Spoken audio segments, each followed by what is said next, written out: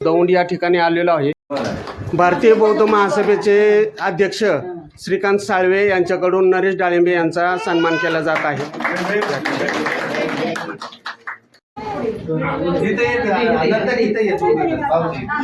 वर्षावास हा कार्यक्रम आयोजित केलेला। वर्षावासाच्या निमित्ताने या ठिकाणी सर्व पै पाहुणे मित्रमंडळी या ठिकाणी उपस्थित झालेले आहेत। नरेश भाऊ डाळिंबे यांच्या घरी आपण या ठिकाणी आलेलो आहे। धार्मिक विधी वर्षावास कार्यक्रम या ठिकाणी चालू आहे।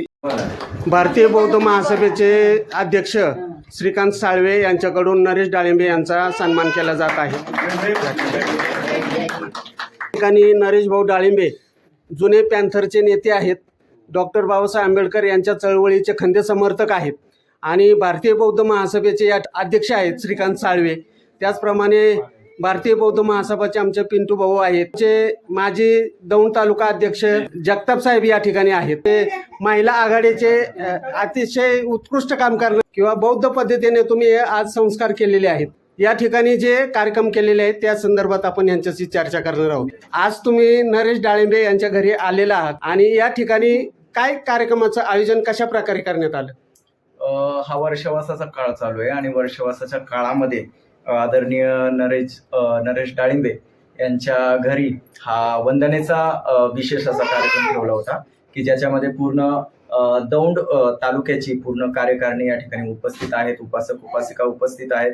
आदरणीय श्रीकांतजी साळवे सरांनी या कार्यक्रमाचं आयोजन केलं आणि सर्वच अरविंद पगारे सर आणि बाकी सर्व मंडळी या ठिकाणी उपस्थित होती। माझी श्रामनेर संघ या ठिकाणी उपस्थित होता आणि त्यांनी या कार्यक्रमाचं आयोजन करून वर्षावासामध्ये बौद्धांची कर्तव्य काय आहे, कारण बौद्ध संस्कृती आणि विचार रुजवण्यासाठी वर्षावास हा फार महत्त्वाचा असतो। तर त्या निमित्ताने आजचा हा कार्यक्रम होता।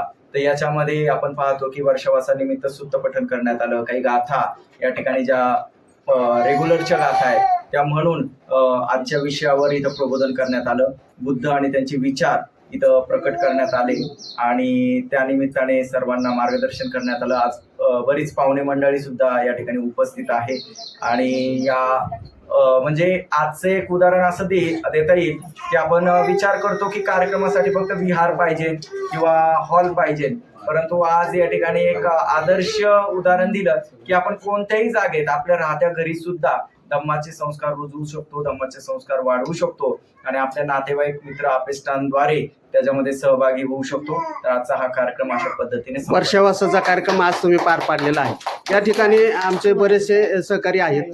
पिंटू भाऊ, तुम्ही धार्मिक विधीचा कार्यक्रम अतिशय उत्कृष्टपणे पार पाडता, परंतु आज तुम्ही समाजाला एक दाखवून दिलंय की तुमच्या घरी सुद्धा वर्षावासाचा कार्यक्रम होत असतो। तर नेमका या कार्यक्रमाचा नेमका उद्देश काय आहे? ह्या कार्यक्रमाचा म्हणजे तथागत गौतम बुद्धांनी 10 भिक्खूंना धम्म याचना दिली होती नाही का ह्या महिन्यामध्ये, म्हणून वर्षवासचा महत्त्व आहे। वर्षवास म्हणजे लोकांपर्यंत पोचला पाहिजे, लोकांचे पर्यंत विचार कसे प्रकट होतील आणि कसे त्यांच्यापर्यंत त्यांची मुलं तिथनं पुढची जी पिढी येणारी आहे ती बुद्धांच्या विचाराची बनली पाहिजे। म्हणून बाबासाहेबांना बोधिसत्व म्हणतात। म्हणून आपण जर आत्ताच आमचे निल्सन या ठिकाणी बोलले, आमचे भाव आहेत त्यांनी ह्या निमित्त त्यांचं थोडंसं प्रवचन या ठिकाणी झालं आणि अतिशय सुंदर त्यांनी मार्गदर्शन या ठिकाणी दिलं।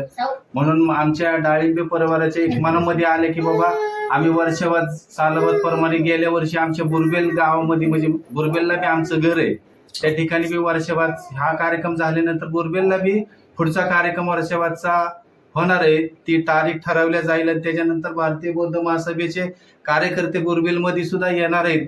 एवढंच बोलतो आणि थांबतो। सर्वांना ह्या निमित्त मी जय भीम, नमो बुद्धाय, बहुतु शुभमंगलम। वर्षावास हा कार्यक्रम फक्त विहारात करतात अशातला काही भाग नाही। कुटुंबाच्या घरी वर्षावास करणं हे बंधनकारक आहे। बौद्ध कुटुंबाने हा विधी घरी करणं अपेक्षित आहे। या ठिकाणी आमचे नरेश भाऊ डाळिंबे पॅन्थरचे जुने नेते तसेच RPIचे ज्येष्ठ कार्यकर्ते आहेत। नरेश भाऊ, काय सांगाल तुम्ही? आज या ठिकाणी वर्षावासाचा कार्यक्रम आणि या ठिकाणी चांगला पद्धतीने त्यांनी मार्गदर्शन केलं, धम्मदेशना दिली। बौद्धांचं काम त्या ठिकाणी चांगल्या पद्धतीने व्हायला लागलेलं आहे। त्याबद्दल या ठिकाणी सर्व बांधव या ठिकाणी उपस्थित राहिल्याबद्दल मी त्यांचे हार्दिक असे अभिनंदन करतो आणि आभार। भारतीय बौद्ध महासभाचे अध्यक्ष श्रीकांतजी साळवे, आपण या ठिकाणी समाज प्रबोधन करत आहात, धम्मसंस्कार करण्याचे कार्यक्रम आपण घेत आहोत। तुम्ही या ठिकाणी दौंड शहरामध्ये अतिशय चांगलं काम चालवलेलं आहे आणि या काम करत असताना तुम्ही काय तुमची भावना आहे, काय प्रतिक्रिया आहे? जय भीम. माझे सहकारी, माझे मित्र, डाळिंबेसारखे मित्र आहेत, जगतापसारखे मित्र आहेत, विधिकार आहेत माझ्याकडं, वंटेताई आहे, त्या वंटेताई सहकार्य करतात, कांबळेताई आहेत आणि शेरी टीम आमची इतकी छान आहे आणि ते सहकार्य करतात, मला मदत करतात सर्वजण.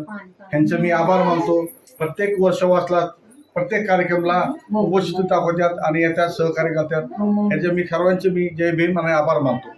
या ठिकाणी आमचे भारतीय बौद्ध महासभेचे तसेच रिपब्लिकन पार्टी ऑफ इंडिया महिला आघाडीचे माजी तालुका अध्यक्षा श्री वंटेताई या ठिकाणी आहेत आणि धार्मिक काम आपण हे चांगल्या प्रकारे करत आहात.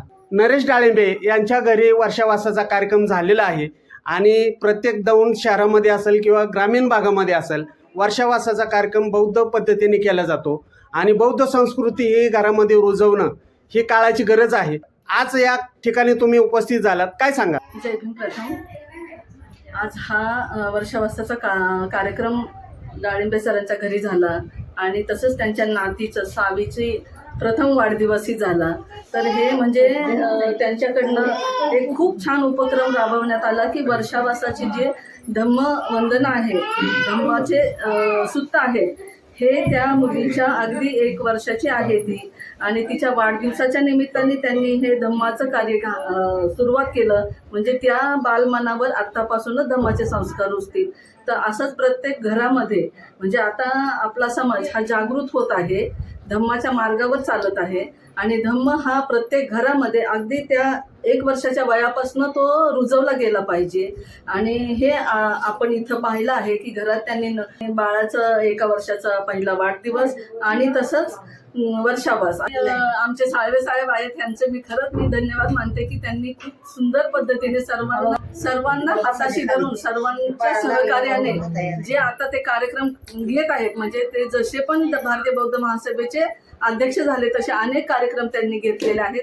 आता एक महिनाही पूर्ण होत नाही वर्षावासाला, अजून आता 27 तारखेला आपल्याला पूर्ण होईल 1 महिना. तेवढ्यात त्यांचा हा 7वं पुष्प आहे आणि आमच्या घरी आता होईल 8वं किंवा 9वं होईल. 27 तारखेला माझ्याही घरी आहे. सगळ्यांनी हजर राहा अशी मी सगळ्यांना विनंती करते. जय भीम. धन्यवाद. दौंड तालुक्यामध्ये वर्षावासाचे कार्यक्रम मोठ्या प्रमाणात झालेले आहेत.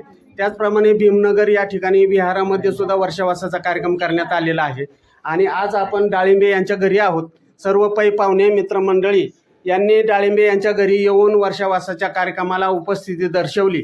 नेल्सन डाळिंबे यांनी या विधीचा कार्यक्रम पूर्ण पार केलेला आहे. समाजावरती बौद्ध संस्कार घडवणं ही काळाची गरज आहे. भारतीय बौद्ध महासभेच्या माध्यमातून समाजापर्यंत पोहोचवण्याचं काम या ठिकाणी भारतीय बौद्ध महासभा करत आहे. दौंड तालुक्यामध्ये अक्षरशः चांगल्या प्रकारे वर्षावासाचा कार्यक्रम उत्कृष्टपणे पार पडलेले आहेत. तालुक्यामध्ये इतर कुठेही वर्षावासाचे कार्यक्रम दिसत नाही आहेत, परंतु दौंड शहरामध्ये विविध ठिकाणी वर्षावासाचे कार्यक्रम आयोजित करण्यात आलेले आहेत.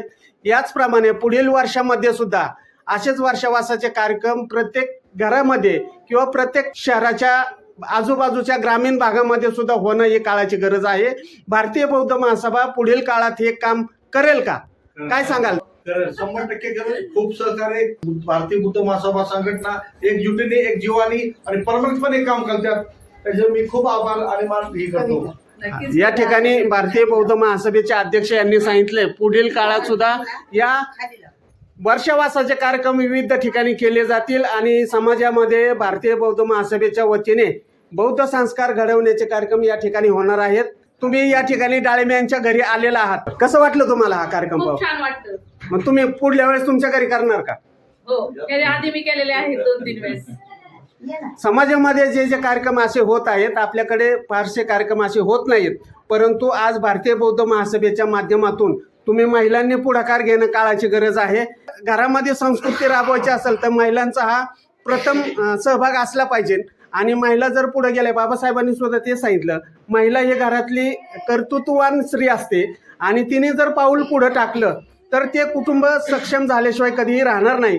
डॉक्टर बाबासाहेब आंबेडकरांचा, तथागत भगवान गौतम बुद्धांचा पत्रकार आणि गायकवाड त्या कार्यक्रमाला उपस्थित राहिल्याबद्दल